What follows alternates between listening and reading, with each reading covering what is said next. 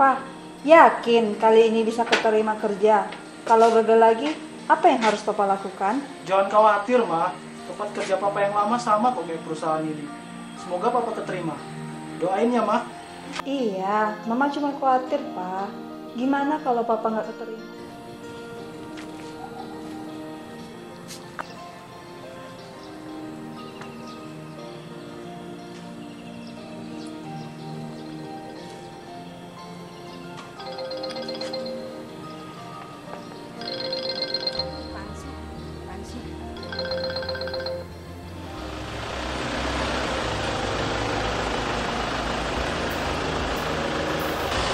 Duh, Pak!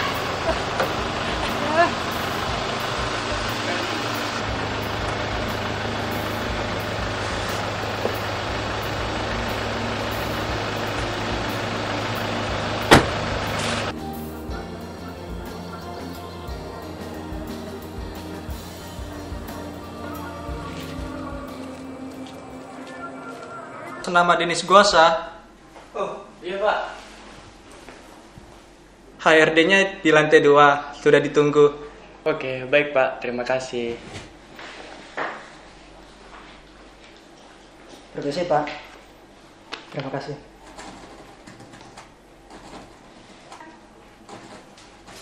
Maaf Kak.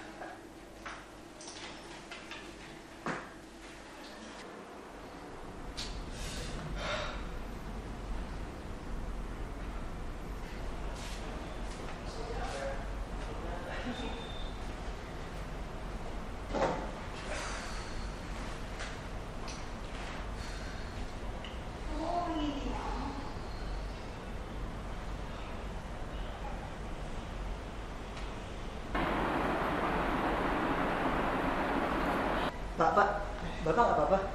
Oh ya, maaf, perkenalkan nama saya Samuel. Iya, saya Herman. Gak apa-apa kok, saya baik-baik aja. Biasalah grogi sebelum interview. Kamu sendiri tahu kan? Oh iya sih Pak, saya ngerti. Kalau Mas Samuel sendiri, mau ngelamar di posisi apa? Sebenarnya kalau dibandingin sama Bapak nggak ada apa-apanya sih.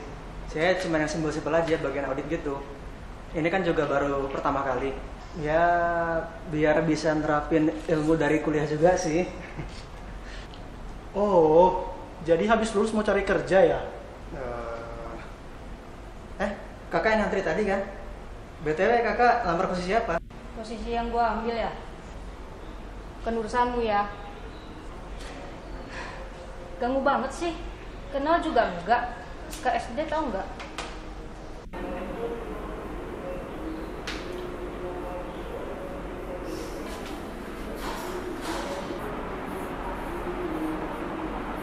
Kak, mau nanya gambarnya dong? Sama saya Lila, bukan mau nanya gambarnya. Seenaknya aja. Maaf kak, bukannya bermaksud begitu. Saya cuma mau bilang, gambar kakak ini bagus. Tapi aku agak aneh ya, dia kayak dark gitu. Terus ini, ceweknya kayak di dalam kurungan. Ya namanya juga karya seni dong. Wajarlah para seniman mengekspresikan dirinya dengan karya-karyanya. Seperti Edvard Munch yang sampai mabuk-mabuk karena minum-minum. Atau Vincent van Gogh yang sampai potong telinganya. Karya mereka aja sampai dak-dak gitu. Kenapa Mbak menggambar ini? Permisi, boleh nggak saya duduk di tempat duduk kakak yang ujung itu?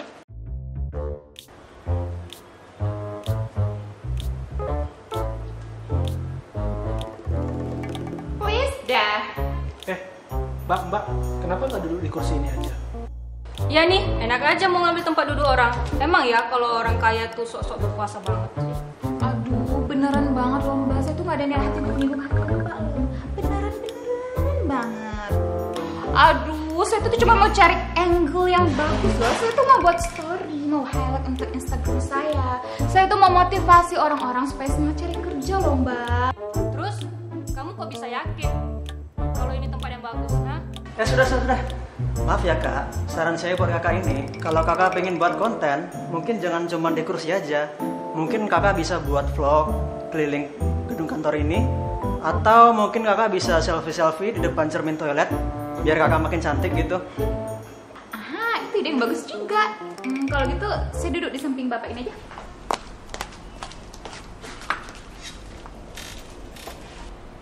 Makasih banyak loh bapak dan abang yang baik ini. Maaf juga ya untuk kakak cantik yang di ujung sana.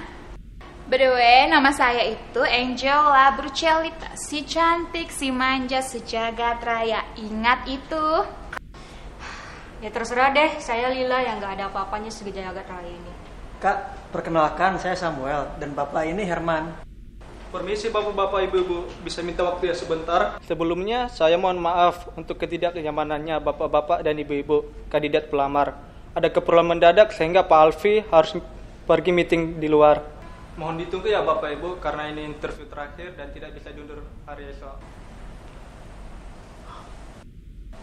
Maaf Pak, kira-kira berapa lama kami harus menunggu? Untuk meeting Pak Alfi diperkirakan 1 sampai 2 jam, paling lambat 3 jam. Tapi Pak Alfi bakal balik ke sini untuk melanjutkan interview. Jadi mohon kesabarannya ya Bapak Ibu. Baik Pak, terima kasih juga informasinya. Kami akan menunggu. Sama-sama Pak Herman. Pak Alfi udah menuju ke tempat meeting sekarang. Beliau akan memberitahukan jika ada informasi tambahan.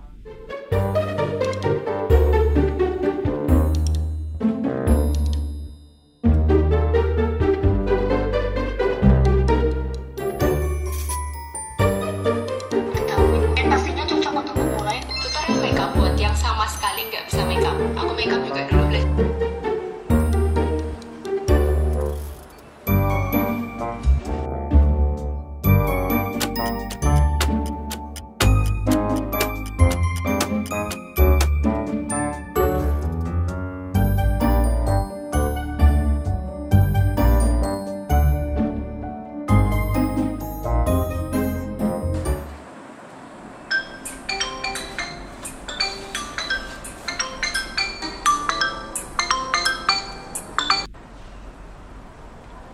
Iya, Ma. Tadi Bapak udah interview, gimana hasilnya? Tadi orang HRD ada meeting mendadak. Jadi interview di delay sampai 2 Tadi jam. debt collector datang ke rumah untuk tagihan. Pak, sudah terlalu lama kita nunggak, Pak. Mereka mau sebarkan data kita ke publik. Belum lagi Papa tahu kan, tunggakan uang rumah, uang sekolah anak-anak. Udah berapa bulan Papa nganggur. Papa kan yang harus tanggung jawab. Aku tak bisa bekerja karena ngurus anak-anak. Kenapa Mama menyalahin Papa? Udah berjam-jam Papa nunggu interview ini. Jadi menurut Mama, Papa harus gimana? Mengadu ke Pak Jokowi? Tuhan? Dewa?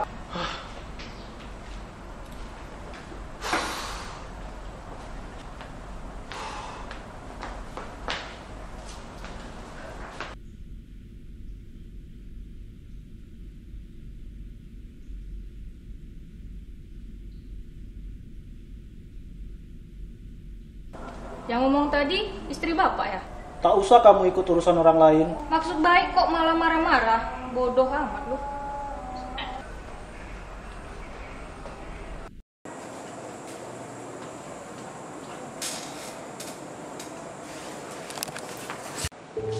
Satu-satunya keinginanku adalah membahagiakan anak dan istriku.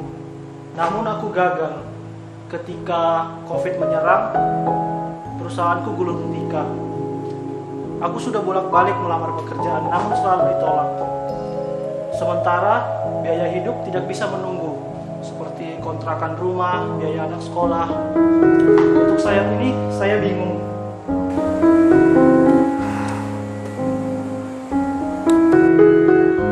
Inilah kesalahan terbesar saya.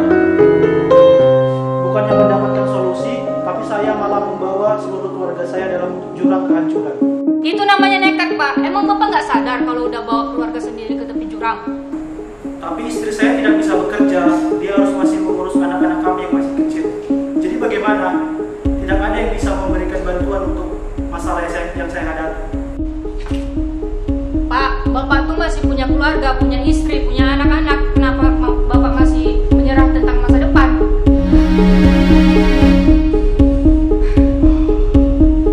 Jadi, menurut Bapak, kalau nggak punya solusi, Bapak nggak punya masa depan. Emang Bapak nggak ngerasa aja kalau masa depan yang seharusnya menjadi impian malah dikendalikan oleh orang lain? Nih, coba Bapak lihat ya. Bapak Ibu, lihat ya. Apa arti gambar ini?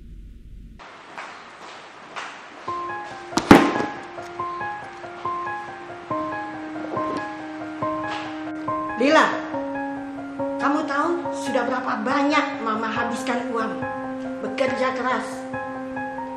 Mama mau kamu kuliah di tempat yang bagus, kampus yang ternama. Kamu harus jadi sarjana dan melanjutkan usaha papamu. Paham? I don't care, Putri.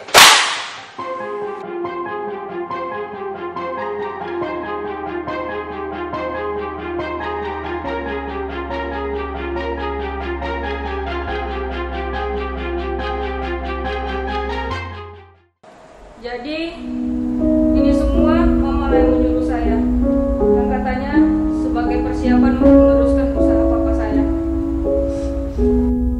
Seandainya papa masih hidup, saya tidak akan melakukan ini semua. Seandainya papa masih hidup juga, saya bisa keluar negeri sambil mencari inspirasi karya saya. Saya bukannya mau balik nasib, Kak. Saya sebenarnya ngerti perasaan kakak. Seolah-olah masa depan kakak itu hanya sia-sia karena tidak sesuai dengan harapan kakak.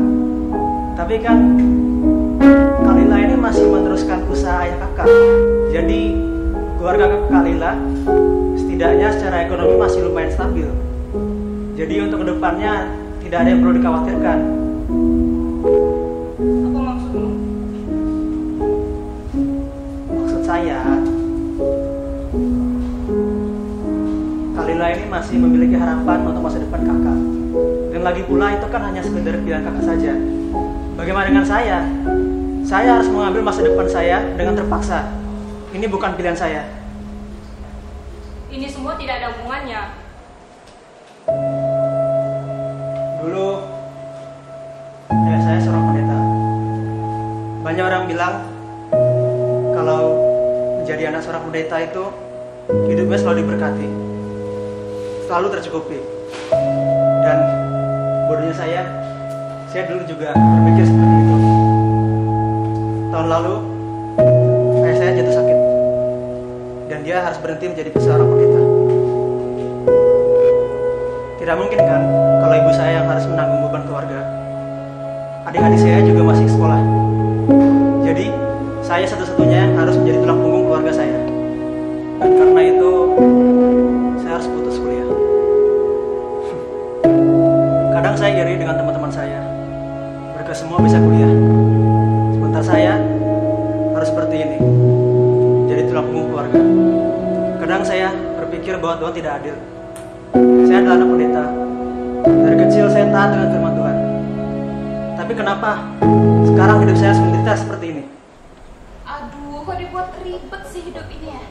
Ini kalau diterima kerja kan bisa lanjut kuliah lagi, sesimpel itu loh. Gak mungkin, Kak. Saya sudah 2 tahun berhenti. Gitu, tinggal sogok. Udah. Nyogok. Kak, keluarga saya itu keluarga miskin. Tidak mungkin nyogok. Gaji saya hanya cukup untuk menafkahi mereka. Jangan bandingkan saya dengan kakak ini ya, Kak Angela yang terkaya dan tercantik di dunia. Gak mungkin ada kampus yang mau membantu saya. Gimana ya mau bilangnya ya? Kita gunain privilege yang kita punya. Orang tua kamu yang mau bilang tadi apa? Pendeta. Ya banyak loh pendeta yang punya rumah mewah, mobil mewah, barang-barang branded gitu. Ya tinggal kamu gunain aja, usaha sedikit. Ya contohnya kayak saya ini sekarang ini cuma ikutin interview itu formalitas doang. Saya gunain namanya itu privilege, oke? Jadi itu yang kakak masuk dengan privilege. Emang bisa keluarga miskin seperti keluarga saya punya privilege seperti kakak? Kalau kamu ingin menggapai impianmu tanpa jadi beban keluarga, kenapa kamu memilih jadi pengecut sampai dewa dari kampus? Bukannya mencari solusi atau meminta bantuan gitu? Katanya anak Tuhan, tapi kok imanmu seperti semut sih? Ini cewek tadi yang mewek ya nggak bisa ngomong ke nyokapnya apa keinginan hatinya. Sesimpel kamu tinggal laporin aja nyokap kamu itu gunain uang orang tua kamu. Memang seperti ini ya mental orang kaya, dikit-dikit solusinya duit. Menurutmu bagaimana orang yang terlilit pinjol? Privilege apa yang mereka miliki, ha? Gimana bisa Bapak mengklaim bahwa Bapak mendukung hak-hak korban pinjol? Kan Bapak dari awal sudah menyerah, malah melakukan solusi yang salah. Justru Bapak ini melakukan hal yang buruk untuk korban-korban pinjol itu. Jalan serta Yesus Yesus serta Yesus selamanya. Permisi Bapak Ibu, maaf bukan maksud saya mengganggu, tapi kayaknya ada deh kotak pensil saya yang ketinggalan di situ. Boleh saya cek dulu? Baik mas, ambil aja. Lihatlah, dari tadi kita beradu mulut, tapi abang ini malah asik sendiri nyari tempat pensilnya. Kayak nggak ada masalah hidupnya. Bukannya abang ini yang tadi ya? Dia kayak kelihatan senang. Kayaknya dia udah keterima deh. Bagaimana dengan kita ya? Udahlah, siapa peduli. Nasib ya nasib. Setidaknya Mas ini merayakan toh. Tapi apa aku masih bisa diterima ya? Saya cuma Mas ini aja nih terima kerja.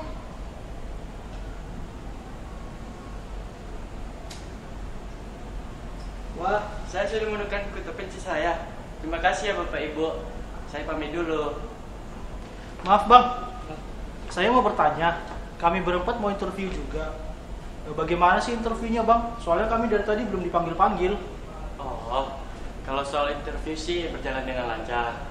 Apalagi Pak Alfinya juga sangat baik dan ramah dan penuh perhatian.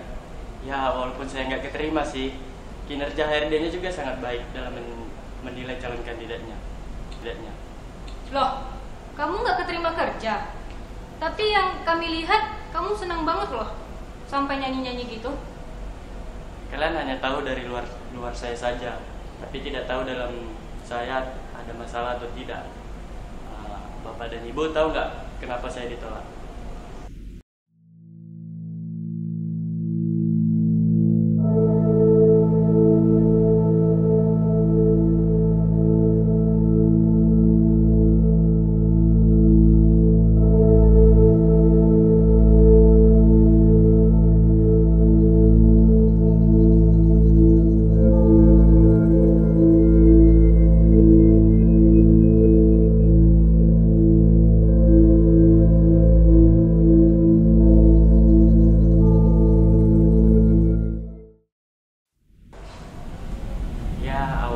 Sangat berat bagi keluarga saya untuk menerima hal yang seperti ini, terutama ibu saya yang menanggung beban berat dan emosionalnya, dan juga khawatir akan kehidupan saya dan akan dikucilkan secara sosial, dan juga apalagi pada saat itu keluarga saya sangat terpuruk dalam kondisi keuangan, dan sempat-sempat ibu saya berpikir untuk mengaborsi kandungannya.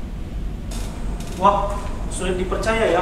Kamu dari lahir saja sudah dianggap beban oleh keluargamu. Tapi sampai sekarang kamu masih positif menjalani hidup ini.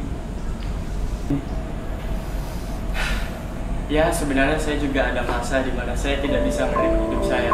Apalagi saya menanggung penyakit yang memalukan seumur hidup. Saya pernah marah. Sampai rasanya ingin membunuh ibu saya. Pada waktu itu saya juga mengalami keadaan yang sangat terpuruk.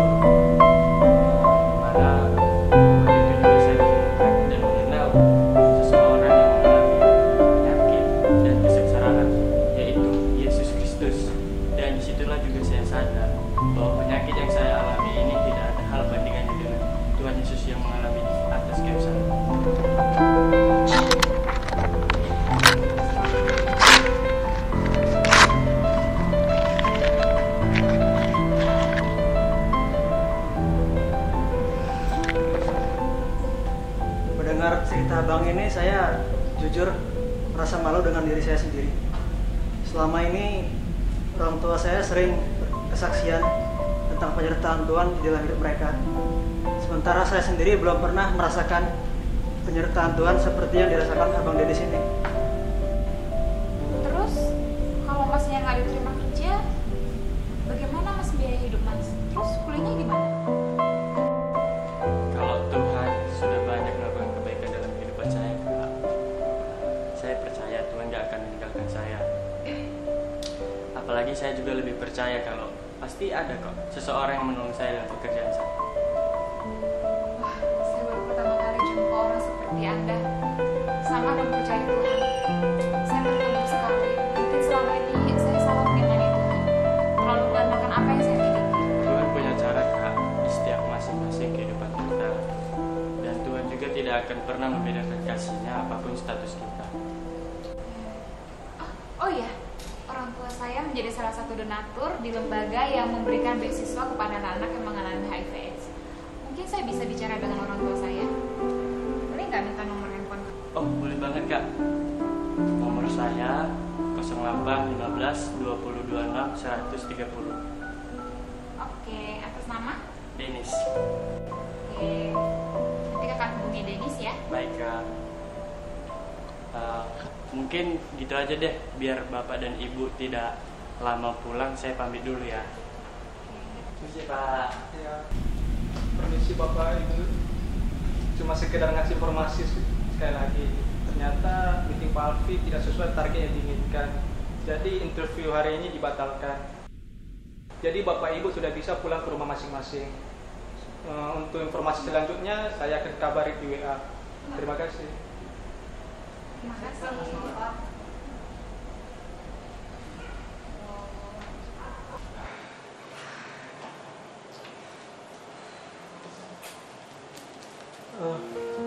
Memang antrian interview hari ini cukup menarik ya. Saya banyak belajar dari cerita Mas Denis yang tadi. Bagaimana saya bisa belajar percaya Tuhan punya rencana dalam hidup saya.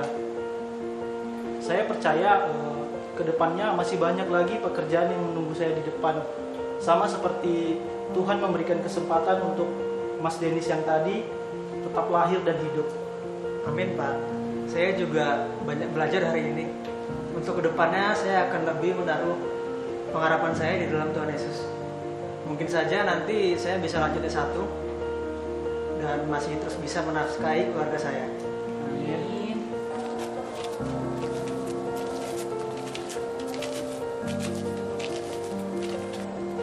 Jadi kalian semua semangat ya dalam mendapatkan apa yang ingin kalian raih. Maaf ya, tadi udah marah-marah sampai nggak mau ngajak main sebenarnya. Harusnya kita semua dong yang minta maaf. Kok malah kamu yang maaf-maafan? Ya udah, thank you semuanya buat hari ini ya. Pasti bakalan kangen banget jumpa sama kalian semua. Kapan lagi coba kita bisa kumpul kayak gini? Kangen bertengkar sama kita-kita ini? Ih, apa coba mau dikangenin? Mau lu pada mengadu nasib? Tak menyangka ya, kita yang dipertemukan dalam satu tempat di satu hari, tapi pulangnya sudah seperti sahabat. Karena seperti itulah, jika kita menemukan sahabat melalui Kristus,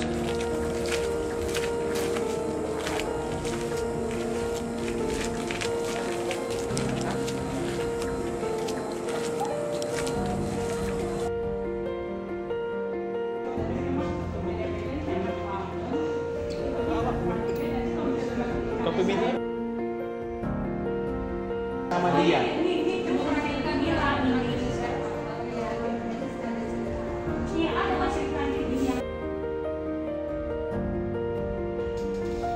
Wah, sulit dipercaya ya.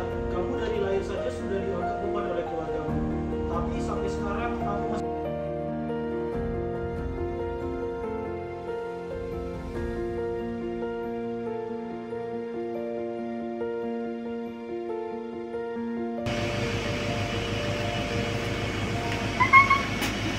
Enggak